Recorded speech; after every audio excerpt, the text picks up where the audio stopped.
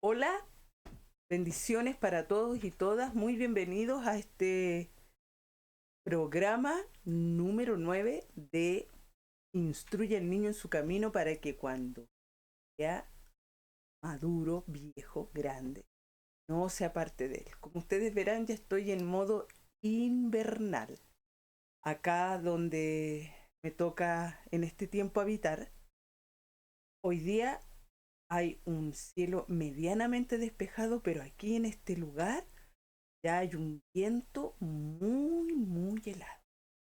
Entonces, eh, abrigo para sentirme no solo calentita físicamente, sino que viva. Me empiezo a enfriar y como eh, no funciono cerebralmente bien. Vamos a iniciar este capítulo dando un salto gigante en el tiempo y vamos hoy a hablar del Nuevo Testamento. Específicamente vamos a hablar de Lucas. Antes de comenzar esta nueva historia, quiero recordarles que la semana pasada vimos la historia de una mujer, la Rahab, que está en el libro de Jueces. Vimos cómo ella, al hacer un trato con los espías israelitas, en base a este trato, ella logra cambiar de vida siendo una extranjera, luego se va a vivir a Israel. Una vez que se derriba Jericó, la ciudad cananea más grande, donde se idolatraba y se hacían muchas cosas muy perversas y en esta perversidad Rahab era una, llamémosle así en términos hoy día actuales, una víctima de esta perversión, ¿ya? Porque ella trabajaba como prostituta para mantener a su familia, a su padre, a su madre, a sus hermanos, y vivían todos en la misma casa. Por lo tanto, cuando ella recibía a los clientes, los papás eran testigos audibles del oficio que su hija tenía para mantenerlos a ellos. La Biblia no señala que era la única que ejercía este trabajo. Puede que haya sido algo común, pero además se dice que una vez que Rahab conversa con los espías, no que tiene un trato íntimo con ellos, hacen un acuerdo y el acuerdo es que ella va a poner una cintita y cuando ocurre el momento de la invasión, entre el polvo, los griteríos, el gentío y el derrumbe, los espías tendrán el tiempo, la prudencia y el honor de recordar su palabra, verán la cintita y la van a rescatar a ella y a todos a su. Y finalmente esto ocurre, luego ellos se casan, tienen un hijo, este hijo después es próspero y se casa con otra persona que tiene otro hijo y finalmente ese otro hijo termina siendo el abuelo de Dani. Cualquier cosa usted vuelve al capítulo anterior y lo recuerda, vimos 2 libros. Pero hoy quiero adelantar que desde lo que vamos a comenzar a hablar, al menos yo creo que me voy a tomar 4 capítulos. No solo porque el proceso es un poco más extenso, sino que por responsabilidad yo tengo que estudiar bastante, reflexionar y investigar.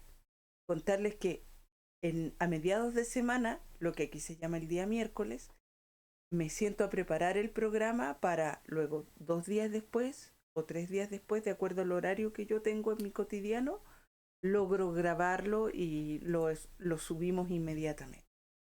No es una cosa espontánea. También oro, reflexiono, lo converso con mi esposo, quien siempre tiene la gentileza de preparar, sobre todo el tema de la audición, de la grabación, y después me ayuda a subir y escribe porque mis capacidades todavía no se desarrollan así como a la profundidad que él tiene.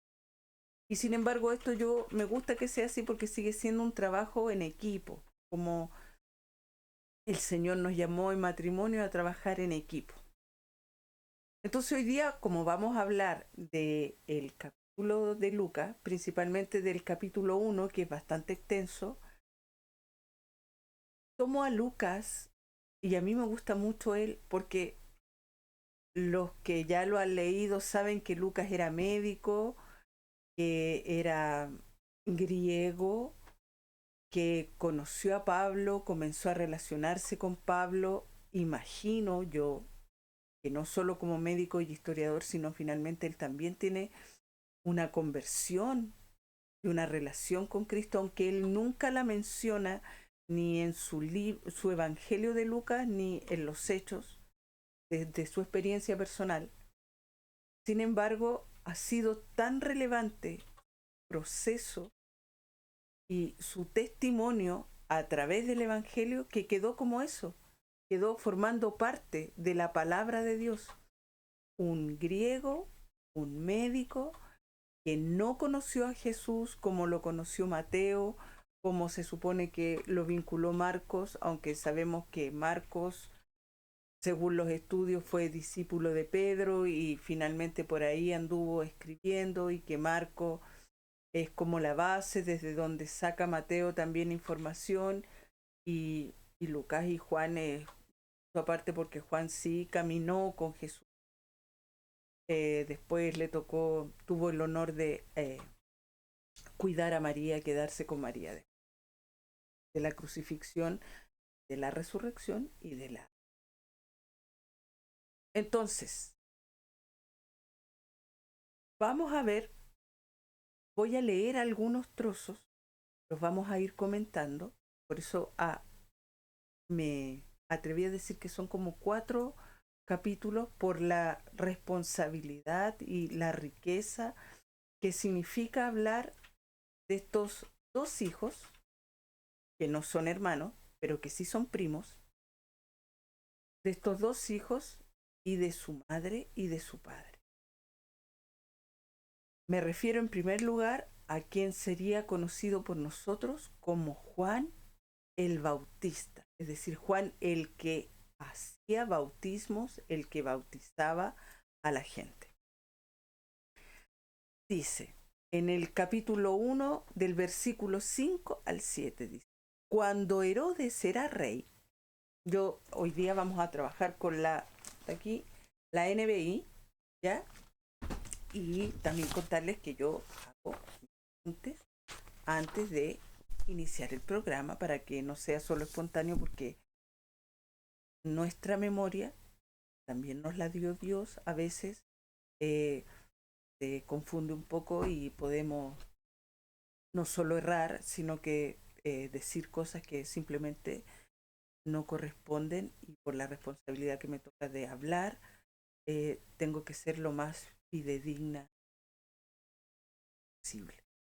Entonces, en el versículo del 1 al 7 dice, cuando Herodes era rey de Judea, hubo un sacerdote llamado Zacarías. Era miembro del grupo sacerdotal de Abías, y su esposa Elizabeth, o Isabel, que también está en otras traducciones, también pertenecía a la familia sacerdotal de Aarón. Zacarías y Elizabeth eran justos a los ojos de Dios y cuidadosos en obedecer todos los mandamientos y las ordenanzas del Señor. No tenían hijos, porque Elizabeth no podía quedar embarazada y los dos ya eran muy ancianos. Nos está diciendo que Israel, todo Israel completo, país conocido como Israel, pero a la vez nos dice que Herodes era el rey de Judea, parte que está ya dividida, Israel. Entonces, Herodes era rey, es decir, Israel, voy a volver a mencionarlo así, estaba sometido al imperio romano.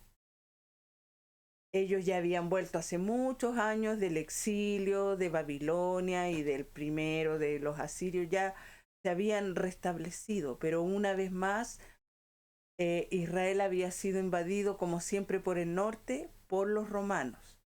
Y estaba Herodes siendo rey de Judea, las cosas para los israelitas no eran sencillas. Y a pesar de que podían realizar sus, hoy día le vamos a llamar ritos religiosos, no eran una nación libre dentro de su propio país. Estaban sometidos a las vejaciones, vamos a llamarla así, a los abusos y a las directrices del pueblo conquistador. Por lo tanto, la vida en ese tiempo, en términos hoy día comunes, sería una vida de tensión. No era llegar, bueno, hoy día nos pasa igual, transitar por las calles porque los soldados romanos, que era lo mejor y lo más poderoso que Roma tenía, eran personas que obviamente miraban y actuaban con displicencia hacia el pueblo conquistado. Ese era el entorno político y social que nos dice que Zacarías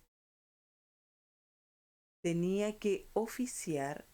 Él era de la tribu de Abdías, su esposa Elizabeth era de la tribu de Aarón. Entonces, ellos venían de esta tradición sacerdotal. ¿Qué quiere decir eso? Quiere decir que ellos no solo sabían la Torá de memoria, la vida de los profetas, sino que estaban abrazados a eso y frente a todo el alrededor que tenían, ellos seguían en su visión, no la iban a cambiar a pesar de las conquistas. Ellos aún seguían ahí, no habían tenido que ir a la diáspora, no estaban hoy día en lo que se llama Grecia, ni estaban cerca de Roma, seguían ahí en Israel con esa presión. Entonces, nos cuenta además que Zacarías, Isabel o Elizabeth no eran padres, ya sea porque ella era mayor o porque era estéril. Habían varias linajes sacerdotales y una vez al año, por una serie de turnos que se daban, tenían que, una vez al año les tocaba, cada cierto tiempo por supuesto, les tocaba oficiar en las fiestas sagradas que ellos tenían. En una de esas le toca oficiar a Zacarías, quien lo dice más adelante el Evangelio, y lo vamos a leer, pero él vivía en la zona montañosa de Judea, ¿ya? Y bajaba desde la montaña. Por favor, cuando hablamos de zona montañosa no estamos hablando de una altura extraordinaria como la del Everest, pero si era una zona montañosa había una diferencia entre ese lugar específico y el llano o la llanura o la meseta o la costa desde donde vivían las otras personas. El clima en una zona montañosa y el desarrollo de la vida cotidiana es siempre un poco más complejo que el que se produce en la zona del valle, porque el valle es más cálido, porque el valle tiene otro tipo de tierra. En cambio, en la zona montañosa todo es más agreste, porque el viento que da la montaña lo da de manera directa, por supuesto es más ventosa, la tierra tiene otra consistencia y el cultivo no es tan fácil como es en un valle. Y ese detalle es importante de considerar, y aquí yo estoy hablando así como cuando uno le echa salsita a la comida, por arriba a la ensalada, porque muchos años lo aprendí, digamos, el entorno natural condiciona nuestro desarrollo, no necesariamente lo determina o lo constriñe, sino que lo condiciona. Si yo vivo en una zona de montaña, el invierno, la primavera, el verano van a ser mucho más definidos, incluso si lo queremos llamar así, más radicales, que si yo vivo en la costa y el invierno y el verano y la primavera no me van a afectar del mismo modo, por lo tanto mi modo de vestir, mi modo de desarrollar mi vida cotidiana van a ser distintos. En la costa es más difuso, si bien en invierno hay mucho más humedad, en costa, por lo menos aquí en Chile, no llueve. O sea, llueve, perdón, pero no neva. Pero en la montaña sí cae nieve. Y en verano hace muchísimo calor. Y se deshiela la nieve. Y esas pequeñas y sutiles diferencias le dan además un carácter distinto a la gente. Las personas que viven, por ejemplo, los costeños o las zonas de puerto, como también se le llaman, tienen otra forma de relacionarse. No vamos a decir más alegre, pero son seres más sociables, porque en una zona de puerto transita, existe mucho tráfico de personas, lo mismo en la costa, porque vivimos en zonas abiertas. En cambio, en la montaña, nuestro carácter puede ser más retraído, porque la montaña no es un lugar de tanta frecuencia, no es las personas todavía hoy tienen más ganas de irse a vivir cerca de la costa, se construyen grandes habitabilidades en las zonas costeras a alto precio más que en las zonas montañosas. Y eso nos da un carácter y una forma de entender la vida diversa, no mejor, solo diversa. ¿Ya? Recuerden que Dios, entre todos los atributos que tiene, Él es el Dios de lo multidiverso y se relaciona con cada uno de nosotros de distintas formas. Entonces, esta era la realidad de Zacarías, ¿ya? Un hombre de montaña, un hombre mayor, que le toca oficiar cuando Herodes estaba a cargo de ese territorio. ¿De acuerdo? Estaba entonces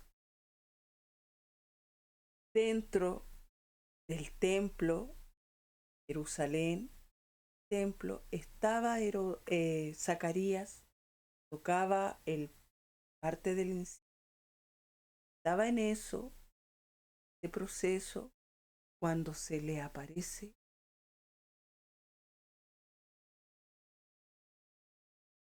Voy a leer. Y mientras Zacarías estaba en el santuario, estamos leyendo Lucas capítulo 1 versículo 11, se le apareció el ángel del Señor, de pie a la derecha del altar del incienso. Cuando Zacarías lo vio, se alarmó y se llenó de temor. Pero el ángel le dijo: no tengas miedo, Zacarías. Dios ha oído tu oración. Tu esposa Elizabeth te dará un hijo y lo llamarás Juan. Tendrás gran gozo y alegría, y muchos, no pocos, muchos, se alegrarán de su nacimiento, porque él, Juan, será grande a los ojos del Señor. No deberá beber vino ni ninguna bebida alcohólica y será lleno del Espíritu Santo antes de nacer. Y hará que muchos israelitas vuelvan al Señor su Dios. Será un hombre con el espíritu del poder de Elías, preparará a la gente para la venida del Señor, inclinará el corazón de los padres hacia los hijos y hará que los rebeldes acepten la sabiduría de los justos. El ángel le dio una tremenda noticia de la que vamos a hablar ahora. Primero, en lo personal, con estos ojos naturales, jamás en mi vida he visto hasta el momento un ángel. Lo que he aprendido en estos años, el Señor me lleva de la manito, porque no soy yo la que camina con el Señor me lleva. Obviamente yo lo acepto porque yo siempre el libre albedrío, la capacidad de decidir. Lo que he aprendido, que los ángeles son seres muy altos. Son seres que tienen ojos de fuego y lo dice, eh, también está en Apocalipsis, tienen unos ojos como de fuego. No son seres eh, alados, bonitos y regordetes como nos muestra la pictografía. Ellos son servidores, enviados de Dios, pero son sobre todo guerreros. Siempre están con... Yo me imagino que dentro de su rostro, aunque sean amables, no necesariamente tienen esta cara así como bonachona, como que no, nos muestran los dibujos, las estatuas. Así que ver un ángel no es en nada, según yo, parecido, por ejemplo, a ver la carita tierna de un bebé. Un ángel es un ser celestial que viene desde las regiones más elevadas y baja a la tierra, se mete en el templo, se, llamémoslo así, corporaliza para que nuestros ojos humanos lo puedan contemplar. Y aunque Zacarías conocía la historia, por ejemplo, del ángel que aquí lo tengo escrito, que se aparece, por ejemplo, en Segunda de Reyes 19:35, cuando mata 185.000 sirios, creo que eran. Él sabe que un ángel no es cualquier emisario y sabe que un ángel no es una persona o una entidad melosa y tierna. Por eso se habla de que él siente temor, no solo asombro. Yo creo que lo menos que le debe haber pasado a Zacarías es que se le erizaron los pelos de los brazos. Entonces aparece un ángel, lo veo, me quedo paralizado, no es que yo siga siendo mientras escucho. Es probable que o se quedó mirándolo fijamente pétreo del asombro, o cayó al suelo, o caminó hacia atrás, pero el ángel vio, sintió y leyó su temor asombroso, reverente, temeroso, porque también un ángel, en las historias del Antiguo Testamento, los ángeles tenían ciertas misiones. Él viene a decirme algo y probablemente también venga a leerme alguna sentencia, y eso, sin duda, por nuestra mente no pasa un solo pensamiento, deben haber pasado muchísima información, pero él le dice: no tengas miedo, no temas, Zacarías. Dios, Dios ha oído tu oración. Tendrás, tu esposa Elizabeth te dará un hijo y lo llamarás Juan. ¿Cuál era la oración constante de Zacarías? Señor, dame un hijo. Señor, ¿quién va a heredar no solo todo lo que tengo materialmente? ¿Quién tomará la posta de este sacerdocio que tú me diste a mí? ¿Quién lo va a hacer? Esa era la oración de Zacarías. Tu esposa Elizabeth te dará un hijo y lo llamarás Juan. Aún en ese tiempo era que el primogénito tomara el nombre del padre. Lo llamarás Juan. Será otro nombre que no es el tuyo. Además le dice: tú tendrás gozo y alegría por ese hijo que tendrás. Y muchos, o sea, él será conocido, no solo de tu parentela, tus familiares más cercanos, sino muchos otros, gente anónima, tendrán gran gozo y alegría por él, porque él, Juan, será grande a los ojos del Señor. Vamos primero. Dios ha escuchado tu oración, Zacarías. Tú, como sacerdote y rey de la casa, has orado, quizás en silencio, quizás con tu esposa. Has orado y como sumo sacerdote esa oración, no porque eres el sumo sacerdote, sino porque Dios sabe que tú y tu esposa han hecho las cosas bien.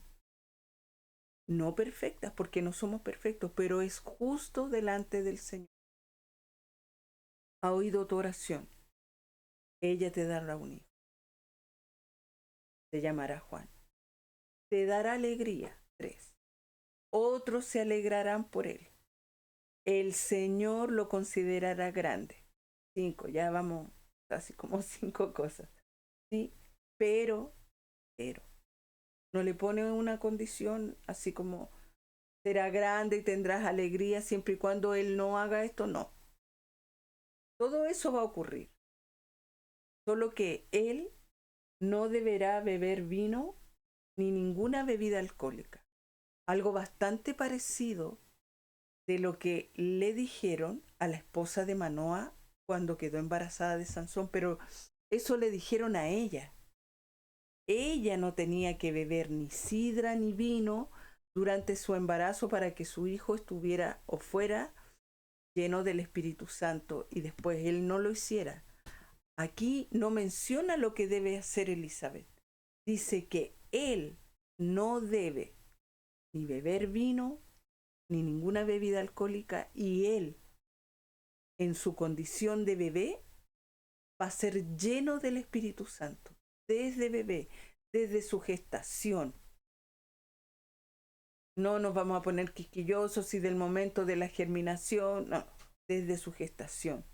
Desde que él es muy pequeñito, él no va a ser común y corriente. Él va a estar lleno del Espíritu. Además, hará, ya, primero vas a estar tú contento, se llamará Juan. Tu familia estará contenta, tu pueblo estará contento. Será lleno del Espíritu Santo. Dios lo va a mirar con muchos ojos y también va a estar contento de él. ¿Qué va a hacer él en la tierra? Ya le está diciendo cuál es el propósito que él tiene desde pequeñito. Él hará que muchos israelitas se vuelvan al Señor. Eso quiere decir que como en todo tiempo, como somos un pueblo muchas veces de muy dura cerviz, ¿sí? Tropezamos con la misma piedra una y otra vez, una y otra vez. Como somos un pueblo de dura cerviz, en ese tiempo muchos israelitas se volverán al Señor. ¿Por qué decía esto? Porque como estaban sometidos al Imperio Romano y como ocurre en todas las partes de la tierra, a veces algunas personas, para poder sobrevivir, al menos así ellos lo entienden, se pasan para el lado conquistador y dejan lo que era propio de su identidad para poder sobrevivir. Aquí no vamos a hacer juicio si es lo correcto o no es lo correcto, pero es lo que dice. Muchos israelitas se volverán al Señor, no solo porque están aquí en el lado del conquistador, sino porque además llevan mucho tiempo relacionándose con Dios de manera religiosa, podríamos llamarlo por costumbre, de manera automática, como autónomo. En el fondo lee la palabra, pero lee la palabra como también podría leer, comillas, el diario.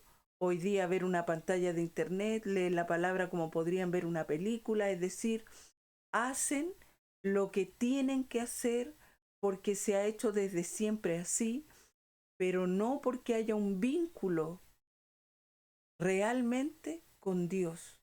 Por eso dice, el propósito de vida entre todo lo que Él va a hacer es que muchos israelitas se vuelvan al Señor. Además, Él preparará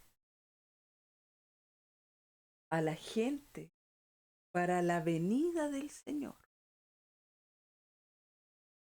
Muchos se vuelvan y además va a preparar a otros, no necesariamente a los israelitas, a otros para que se vuelvan al Señor. Vemos después que finalmente este propósito de vida de Juan el Bautista se va cumpliendo. Inclinará el corazón de los padres hacia los hijos y hará que los rebeldes acepten la sabiduría de los justos. Inclinará el corazón de los padres a los hijos. Eso también nos habla de que en el tiempo en que ocurre esta manifestación angélica de la vida de Zacarías, habían división dentro de la familia. Habían tanto producto de la conquista que ellos estaban viviendo, como de la propia vida que el pueblo estaba llevando separado de este Dios que los había ellos elegido ser pueblo por sobre todas las cosas. Entre todo lo que Dios creó, dijo, me voy a quedar con el más pequeñito, y lo voy a cuidar, guiar, y luego hará que los rebeldes. ¿Qué significa la rebeldía? No es solo, en este caso, los conquistadores romanos, la sabiduría. ¿A quiénes Dios declara justos? A los que aman las enseñanzas de Dios, a los que viven de acuerdo a su palabra, de que Dios es también es fuego consumidor, como nos enseñan, pero por sobre todo Dios es amor. Él hará que los rebeldes. ¿Qué significa la rebeldía? Significa necedad, significa desobediencia, significa orgullo, significa renegar. Hará que eso acepte la sabiduría. Todas estas, hoy día podríamos entenderlas como promesas. En primer lugar, que los israelitas se vuelvan al Señor, ¿sí? Que preparará a la gente para la venida del Señor, hará que el corazón de los padres se vuelvan hacia los hijos y hará que los rebeldes acepten la sabiduría. Y me falta una quinta que está entre medio. Dice que él será un hombre con el espíritu y el poder de Elías, siendo Elías uno de los profetas considerados mayores, siendo Elías el que hizo por su palabra, porque él se declaraba que él siempre estaba en la presencia del Señor, hizo que no lloviera durante 3 días, hizo caer fuego del cielo, mató a 400 sacerdotes de Baal. Ese era Elías. Él tendrá el espíritu y el poder de Elías. 5 cosas por otras 5 que le dio. Oración será escuchada, ha sido escuchada. Elizabeth será madre. Tú tendrás un gran gozo. Otros estarán muy contentos con su nacimiento. Y él será grande a los ojos del Señor. 5 cosas. Por estas 5 cosas hay 5 promesas.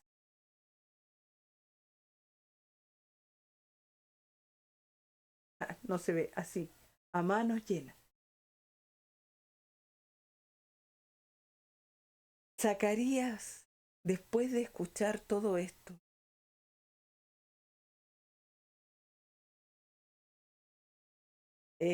para mí entre gracioso y torpe, pero en fin, somos tan humanos, ¿no? Le dijo, ¿cómo puedo estar seguro de que ocurrirá esto? Es decir, en estos tiempos que estamos viviendo, ¿será posible tanta perfección, tanta buena aventura? ¿Será posible que a mí, un viejo, un hombre viejo, de hecho, le dicen, ya soy muy anciano, le dice, y mi esposa también es de edad avanzada, es decir, nos pesan hasta las pantuflas? Me duele hasta pestañear, hay días en que apenas puedo tirar las manos y tú me vienes a decir a mí, en este momento, que me va a ocurrir todo esto, que voy a ser padre, que voy a estar muy contento, que otros estarán igual de felices, que Él hará que los israelitas se vuelvan al Señor, preparará el camino del Señor, los hijos se volverán a los padres, tendrá el espíritu y el poder de Elías, será lleno del Espíritu Santo desde su gestación. ¿No será una broma celestial? O sea, Zacarías, al escuchar que todo lo que había anhelado en su corazón de tener un hijo, de educar a un hijo en la palabra de Dios, en la Torá, con los profetas, de llevarlo al templo al octavo día, hiciera su primogénito, de consagrarlo al Señor, ahora que ya está en el ocaso de su vida, que a lo mejor era la última vez que le tocaba y que bajó de la montaña, no sabemos con cuánta dificultad, ya sea que lo hizo caminando o que bajó en burro, y viene y se me aparece un ángel, y ahora que ya me acostumbré, ya soy un viejo mañoso que me carga la bulla y que me gusta dormir temprano, usted me viene a decir a mí que todo esto me va a ocurrir. ¿No será una exageración? ¿Usted pretende que yo le crea? Porque además nos invadieron los romanos, nos cobran impuestos, cuando quieren se meten a las calles, golpean a nuestra gente, la matan, la despojan, seguro más de alguna mujer se violaban. O sea, tú me estás diciendo a mí, este viejo, ¿sí?, que me va a pasar esto en este momento, que a lo mejor ni sé si voy a tener vida para criarlo. Por favor, por eso yo decía, piensen que cuando alguien nos está conversando, incluso yo le estoy hablando a ustedes y seguro que le están pasando miles de palabras por la cabeza. Nuestra mente, que es tan chispeante, necesita argumentos para mantenerse sólido, uno tras otro. Y le dice, Gabriel le contesta, perdón que me ría, la verdad es que yo el miércoles cuando leía esto, y lo leía con mucha profundidad y no soy menos reverente por estarme riendo, yo me imaginaba a Gabriel habiendo venido desde el cielo con su majestuosidad y belleza angelical, pasando a la gravedad de la tierra, corporalizándose de una manera que no solo nos asombre naturalmente, sino que además no nos provoque un infarto del puro asombro, o que no se nos caiga el pelo, no se nos quede el pelo blanco de asombro y de temor, teniendo que cambiar su lengua angelical y celestial a una lengua humana, en este caso al hebreo, y le cuenta una noticia extraordinaria, deja de hacer lo que estaba haciendo en el cielo para venir a hablar con este hombre, y este hombre, en vez de decirle, Señor, muchas gracias, gracias por acordarse de mí, le dice, ¿y cómo voy a estar seguro de lo que tú me estás diciendo es cierto? Si mira lo que hay alrededor, mira mi ombligo, es un ombligo de un hombre viejo.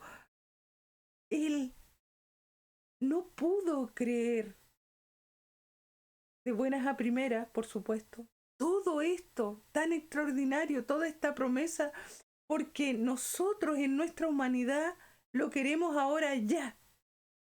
como mi sobrino cuando era pequeño y decía, pero es que yo lo quiero ahora. Y mi hermano mayor le decía, ya, yo te lo voy a dar, pero después. Y él lloraba porque decía, porque yo lo quiero ahora. Estaba en su proceso de formación. Dios va a cumplir su propósito con nosotros en el tiempo que Él considera que estamos preparados para recibir su cantidad de bendiciones y no cuando nosotros queramos. Y eso puede ser en nuestra vejez, así como le pasó a Zacarías y como le va a ocurrir a Elizabeth, o puede ser en 5 minutos más. Él lo sabe. Pero volvamos al diálogo y Gabriel le dice, yo soy Gabriel. No se lo dice desde una perspectiva humana arrogante, así como, oye, tú no sabes con quién estás hablando. O sea, como, ubícate, tú ignoras quién está frente a ti. No, porque también entiende que somos humanos. Quizás él nunca se había relacionado de manera tan directa hasta que lo menciona Lucas. Dice, yo soy Gabriel, estoy en la presencia misma de Dios. Fue Él, fue Dios quien me envió a darte esta buena noticia. O sea, yo soy Gabriel, estoy en la presencia de Dios, estamos hablando de otro nivel de relación. ¿Ya? Él me envió a mí, que me dedico a hacer otras cosas en la presencia de Dios, a que te trajera esta buena noticia. Es decir, no era que yo estaba, entre comillas, aburrido en el cielo, como pateando nube, y como le dije, oye, Señor, no sé qué hacer hoy día, ¿qué se te ocurre? No, yo estoy en la presencia del Creador, del Eterno, del que todo lo sabe, y Él mismo me dijo, no me pidió un favor, me dijo, ve donde Zacarías y dile, vas a ser padre, hijo que tú tienes te va a llenar de gozo, el que viene está lleno del Espíritu Santo y luego Él tiene un propósito de vida que es volver a Israel, que los rebeldes se vuelvan a Dios, allanar el camino del Señor, tendrá el poder de Elías y hará que el corazón de los padres se vuelva hacia los hijos. Todo eso. O sea, le dijo, si tú querías un hijo solo para consagrarlo y hacerlo sacerdote, yo te voy a dar todo esto otro, porque te he visto durante años ser justo, pasar las tribulaciones, nunca perder la esperanza. No te quedes pegado en que soy viejo, tengo el pelo blanco, como diríamos hoy día, el lenguaje actual, ya no soy aspiracional porque tengo el pelo blanco, porque me pesa, me pesa la ropa, porque cuando uno es viejita ya como que la ropa te empieza a pesar en los hombros y el abrigo es muy pesado. No, le dijo, no. Y si te estoy dando todas estas promesas porque además tu vida se va a extender un poco más para que tú lo veas. Y si no lo alcanzas a ver, yo ya te lo estoy contando. Eso es lo que le dice Gabriel. Yo estoy en la presencia de Dios. Mi rol en la presencia de Dios no es cualquier rol. Fue Él el que me envió a ti. Pero, mira, del puro amor que Gabriel tiene por la presencia de Dios y porque no estaba dentro de las instrucciones que Dios le dio a Gabriel, yo creo que del puro amor que Gabriel tiene es que no lo desintegró, porque es así como humano, entiende. Mira quién soy, pero no por una altanería, sino porque podrían haberte enviado otro ángel del Señor, pero yo te estoy dando mi nombre, que no es cualquier cosa. Y ahora le dice, porque también los ángeles son muy serios, por no creer en lo que te dije. No es creer solo por falta de fe, sino porque tu razonamiento es tan limitado. Por no creer en lo que te dije, te quedarás mudo. Porque la palabra dice que engañoso es nuestro corazón. Y esta no credibilidad, esta sorpresa y esta, pero será una broma, hace que yo tenga pensamiento y que pronuncie palabras incorrectas. Por no creer, te quedarás mudo. Hasta que nazca el niño. Te aseguro que mis palabras se cumplirán a su debido tiempo.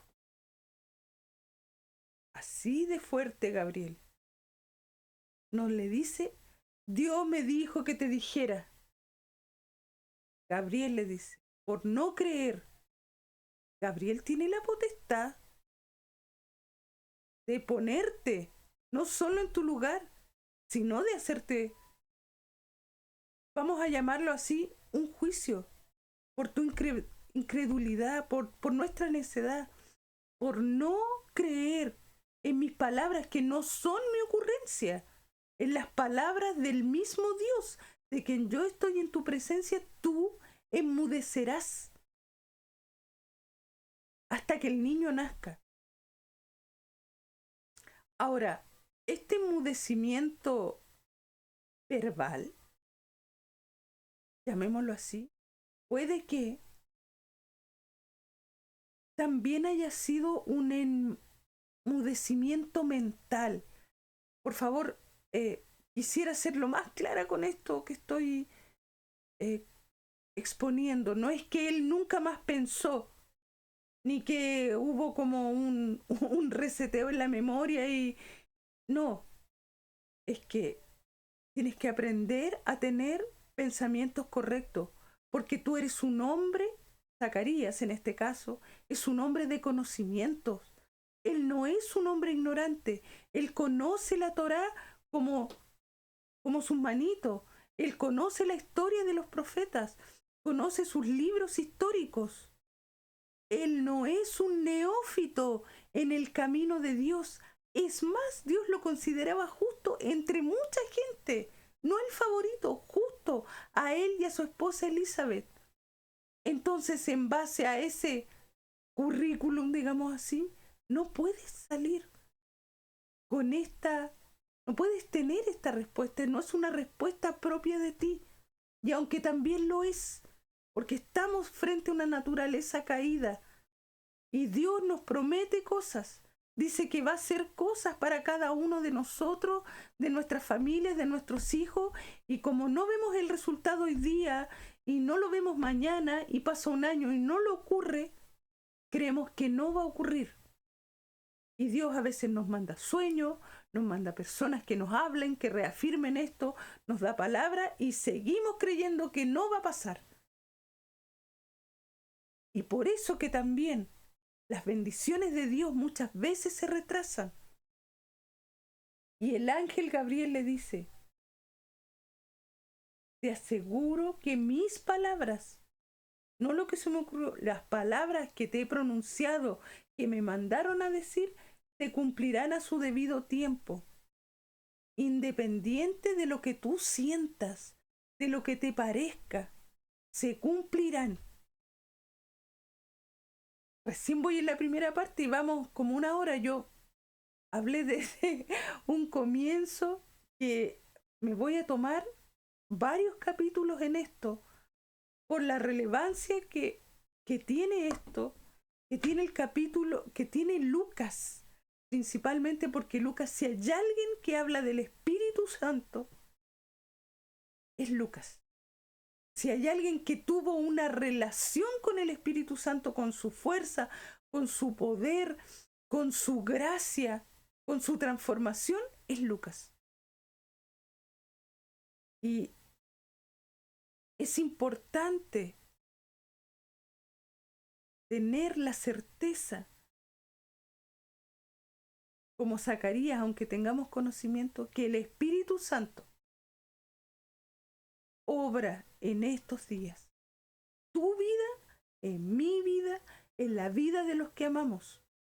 Aunque no conozcan a Dios, aunque todo el mundo conoce a Dios, todo el mundo alguna vez ha escuchado de Dios, que tengan un corazón rebelde, eso es harina de otro costal.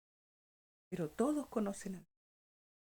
Algunos quieren ir bajo su dirección, otros quieren hacerlo a su manera. Pero como decíamos, no sé si en el primer y el segundo capítulo, este es el mundo de Dios. Él lo creó. Sus reglas se cumplen igual, aunque yo no esté de acuerdo. La voluntad de Dios en la tierra hace igual. Entonces, seguimos, ya vamos en el versículo 21.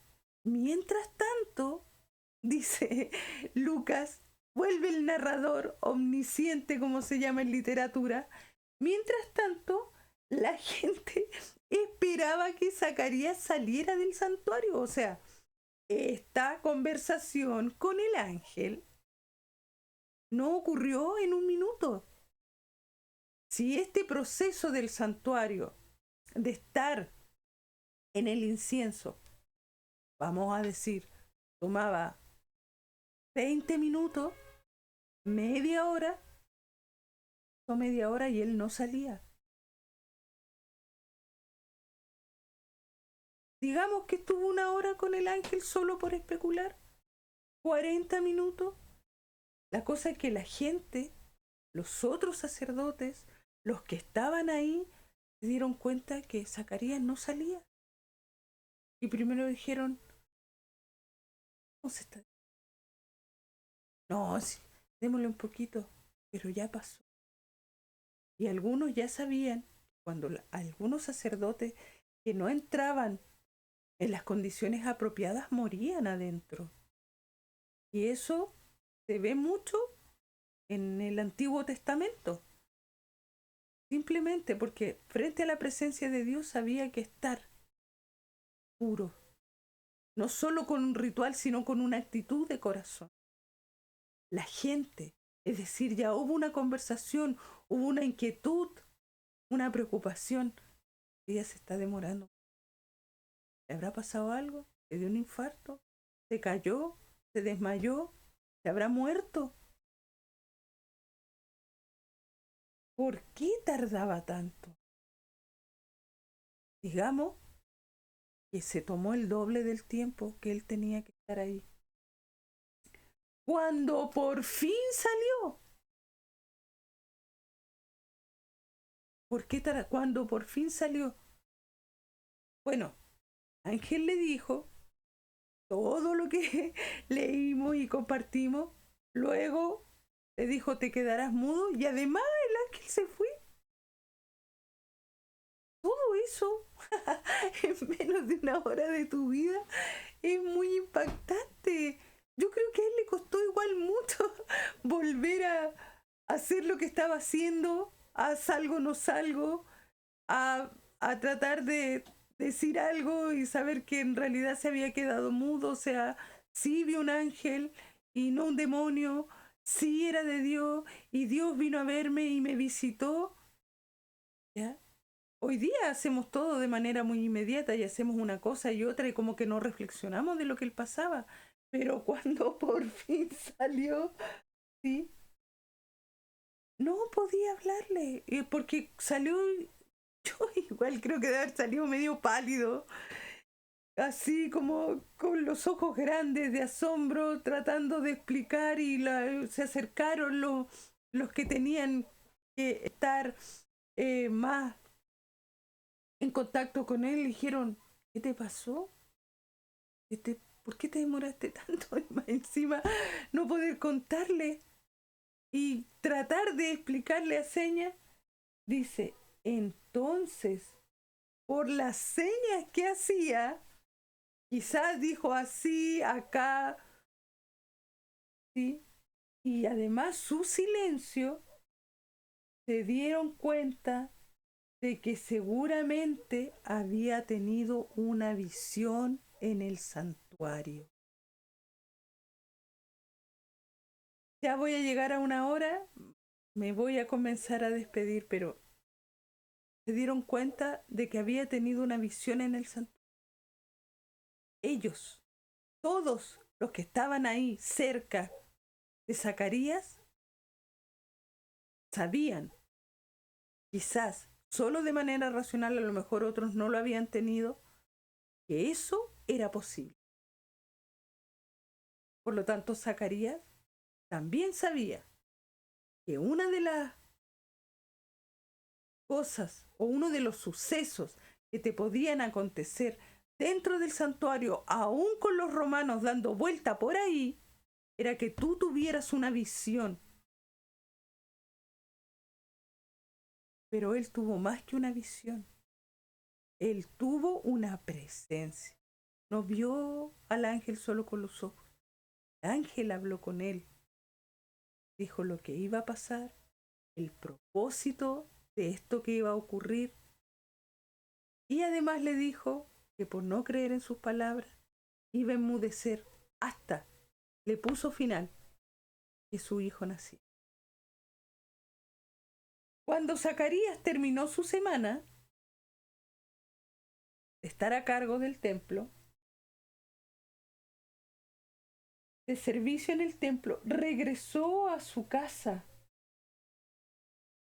Poco tiempo después, Elizabeth quedó embarazada y permaneció recluida en su casa durante 5 meses.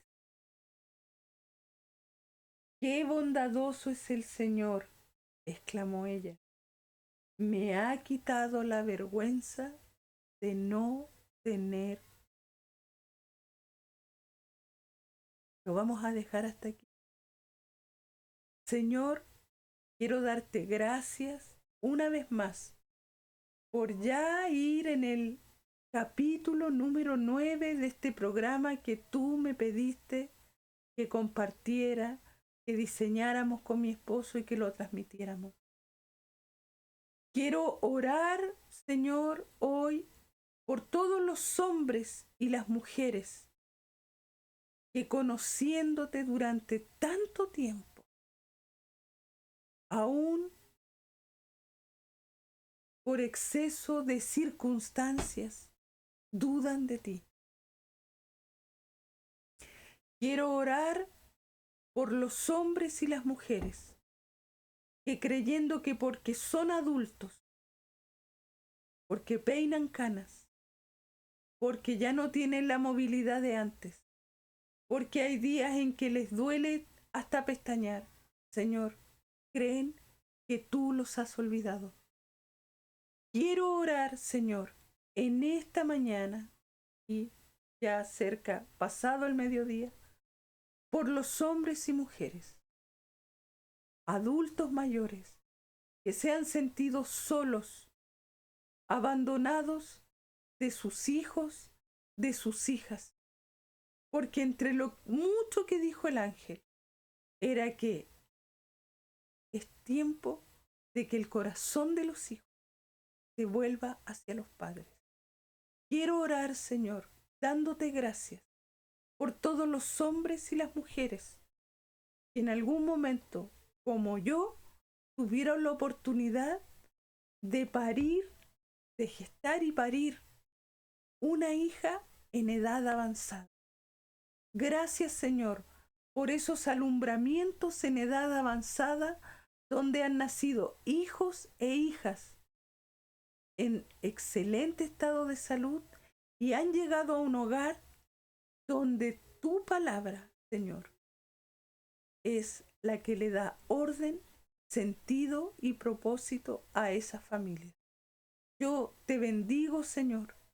Te bendigo por haber escogido a Lucas, Señor, con toda su vida que no la sabemos, pero que la escogiste con el propósito de dejar en registro todos los viajes que él hizo con Pablo. Te bendigo, Señor, por esta nueva mañana, Señor. Te doy gracias por los niños y las niñas, Señor, que nacen de lo que hoy día llama la sociedad estos padres abuelos, Señor, que son criados y educados en otra forma. Oro, Señor, porque conozcan tu palabra, conozcan de tu amor, conozcan de tus proezas, Señor, conozcan de tu salvación y conozcan que en sus vidas, Padre bendito de misericordia, hay un propósito mayor que solo venir a crecer y a envejecer. Gracias te doy, Señor, por esta nueva oportunidad que tú me brindas de hacer este programa. Instruye al niño en su camino, para que cuando sea viejo no se aparte de él. Sean todas y todos muy bendecidos. Si Dios lo permite, nos vemos en un nuevo capítulo. Bendiciones.